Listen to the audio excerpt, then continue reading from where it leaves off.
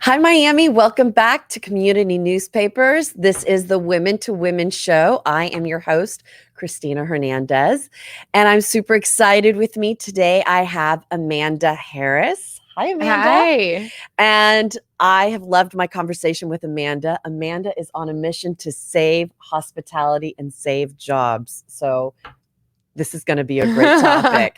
Let's talk a little bit about what you do, how you Sure. got started, your background. Yeah.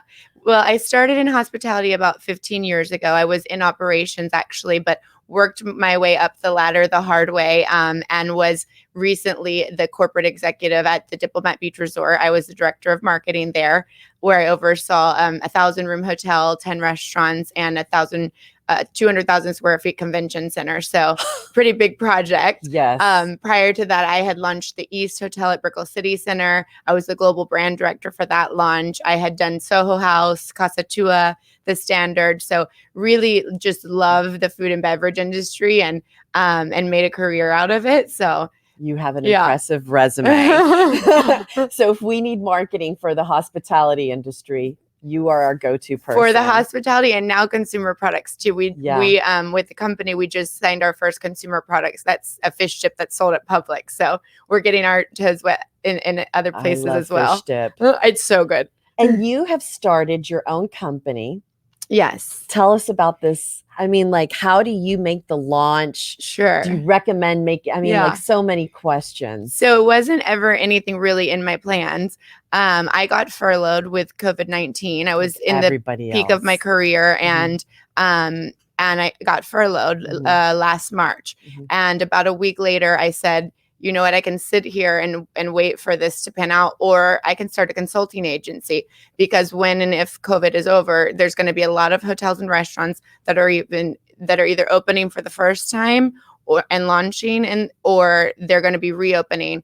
And at that point in my career, I had pretty much done 5 in a row. So I was an expert at it. And all my friends were out of work. And I said, I can't pay you, but do you want to do this with me? I asked a few other partners and people, let's do this. And people said yes. And within a month, we signed our first client, the East Hotel. And now we've been around for a year. We launched Mila restaurants on Lincoln Road. We have the SLS Brickell Hotel. We have Mrs. Peter's Fish Dip. We did senior living community. So we're surviving, and we put about 6 people to work over the COVID period, including myself. So really helped, during such a hard time of unemployment. But yes, that's how I launched it.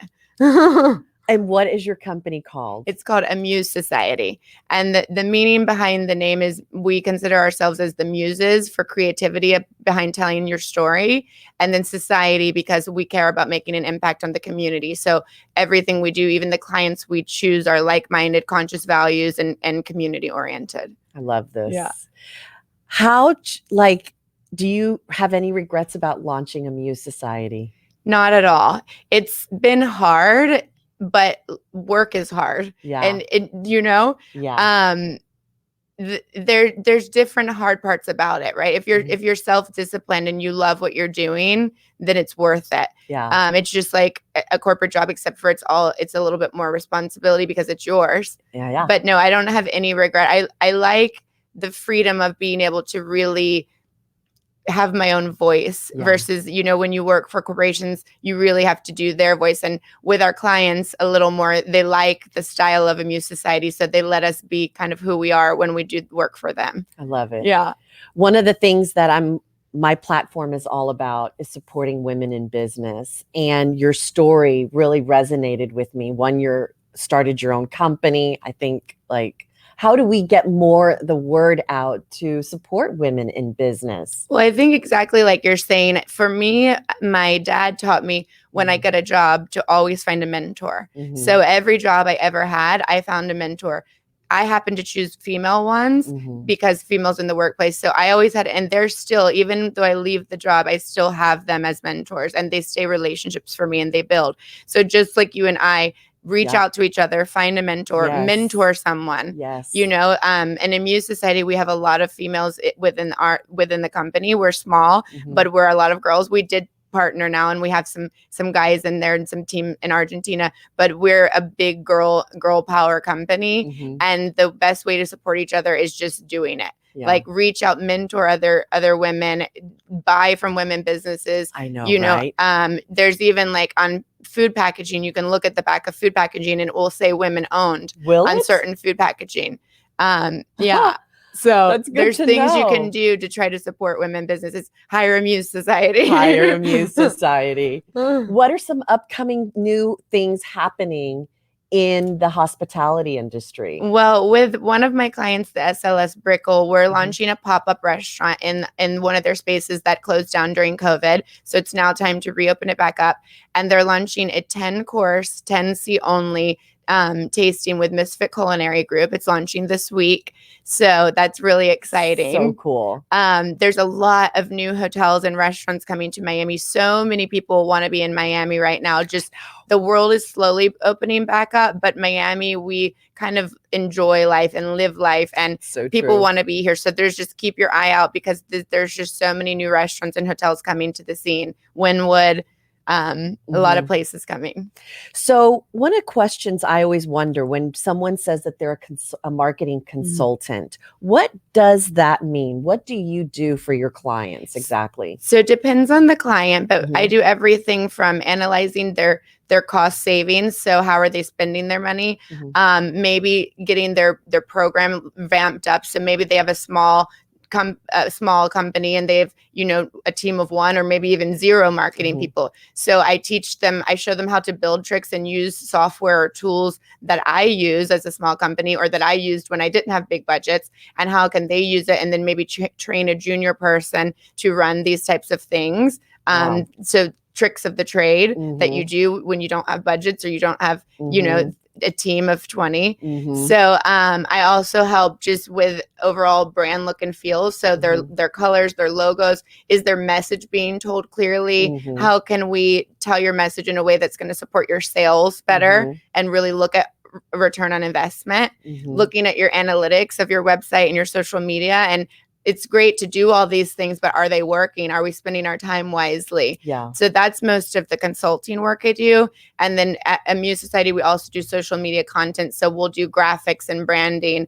And most of our clients actually are like brand launches. So it's much more than social media content because they don't have brand books. So we need to develop who they are at the same time as their social media. So we help them with that, included in the price. Wow.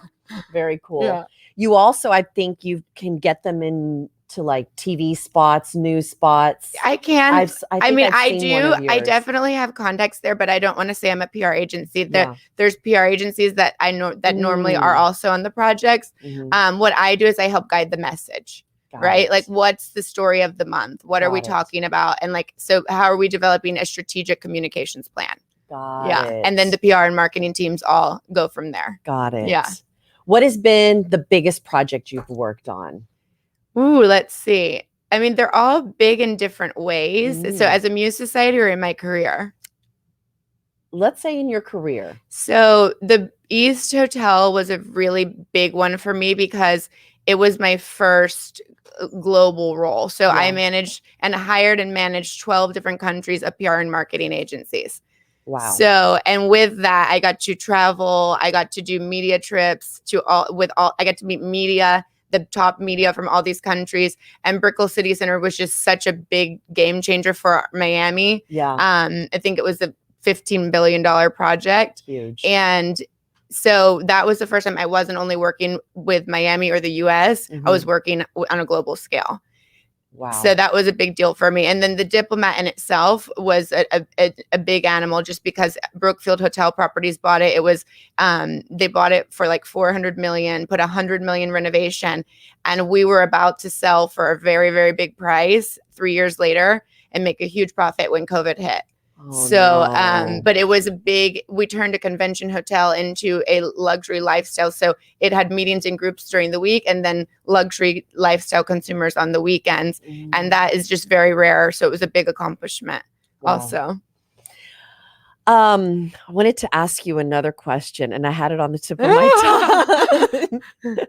And now I know what I was going to ask you. Brickell. Yes. So much is happening. I mean, the growth in Brickell has been astounding. It has. What else is going to be happening in Brickell? Is it going to continue developing? Yeah. Well, the mayor of Miami is doing a huge push to make Miami the next finance and tech capital of the world. So this is huge for us. Yes. And also during COVID, a lot of New Yorkers and a lot of people from LA and Chicago and Canada all moved to Miami. So we're now having we were always kind of the finance capital of Latin America. But now to be the one like equal to what New York stock market is. I know. So this is bringing a lot of business, and then the tech industry. So the fact that the mayor is supporting that is very good, because if these two industries are in our town, it only brings more business for all of us. Yeah, and jobs. More jobs. Yeah. I love your posts. Some of them, they say, you're on a mission to save hospitality and save jobs. Yeah. I mean, for me, gosh, like how many millions of people were in the same boat as me? Everyone. Losing our jobs. And for me, I mentioned to you, I lost my father suddenly 6 months before that.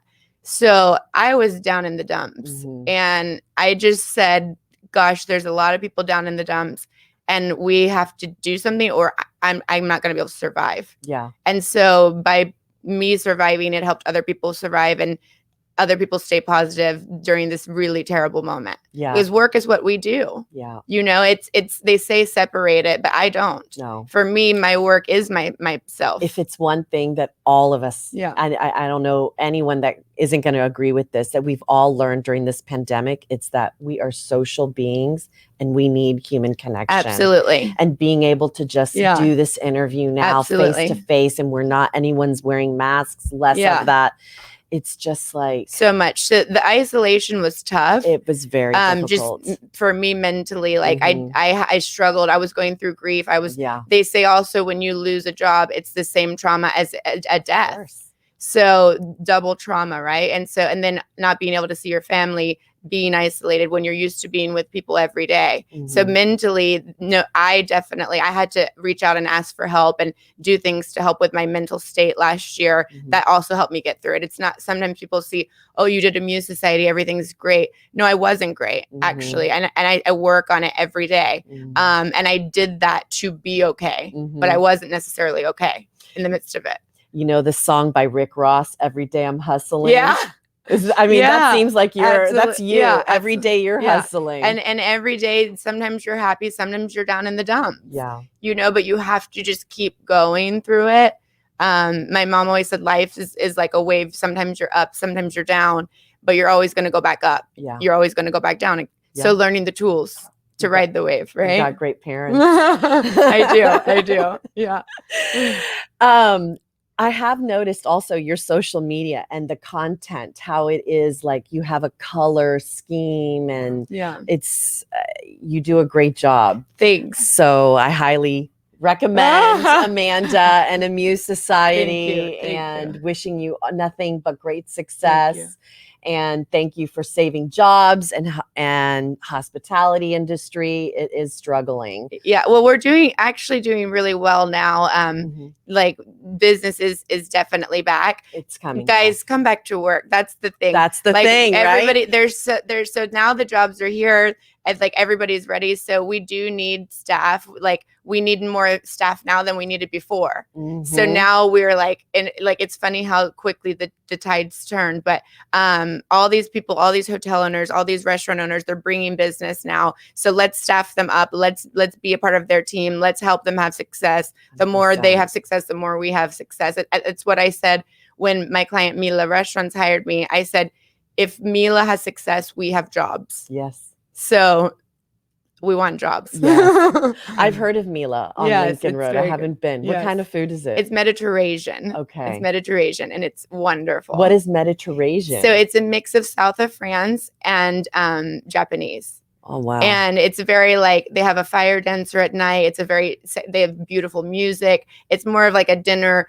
Like when I go out in the town, it's a dinner. I don't go out to places. So for me, going to somewhere like Mila is like a place where you're going to have a little more, it's not your average dinner. It's a little more lively and upbeat, and the food is just excellent. Where on Lincoln Road is it? So it's Meridian Avenue and Lincoln, and it's on you go up an elevator, this beautiful little hidden elevator, and it's on the roof. How cool. Yes. Very They've cool. been 6 months, or no, God, I don't know, 7 months or 8 months now open. Awesome. Yeah. Amanda, anything else we want to touch on, highlight?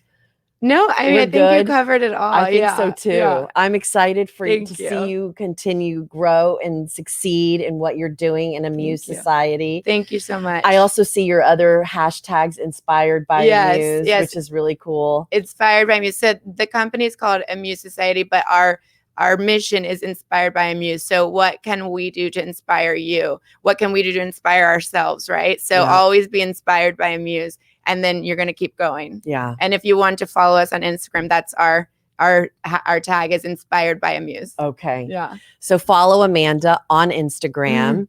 Amuse Society and Inspired by Amuse. It's Inspired by Amuse. And then my personal one's Amanda Harris _. Okay. But yeah, either one. Okay. And for the other thing, the pop-up that you're doing at the SLS, can anyone go to that? Yeah, so it's the pop-up restaurant. It's a 10-course tasting. It's launching to the public this weekend. They're already sold out for the first weekend. So you will be able to make reservations, though. You just go to the SLS Brickell website, and there'll be a big press announcement about it this weekend on how to make reservations, or follow SLS Brickell account. Also on Inspired by Amuse, we'll share details of how you can make reservations, but it's going to be wonderful. It's with Misfit Culinary Group and wine pairings, and very cool. It's going to be very, very cool. It's a whole other elevated dining experience, and only 10 seats per night. That's very intimate. Yes. Very cool. The chef cooks in front of you, so you can watch how the food's being prepared, engage with him. Yes. That's cool. Yeah. And the fish dip. Let's talk about Mrs. Fish dip. Peters. Yeah. So Mrs. Peters is just a wonderful company. So we sent proposals to them for about 5 months. So that's part of being an agency. You don't know, you send lots of proposals and you get lots of leads, but you don't know when or if you're going to get the client. So they finally hired us to do their social media. And I went up to their, what they call a factory. I drove up there. It's about 2 hours north in Jensen Beach, Florida. Okay. And I thought I was going to arrive at a factory because it's in a package. So I thought it was processed food. No, they have everything in this fish shack. They're making it by hand. They're hand packaging it.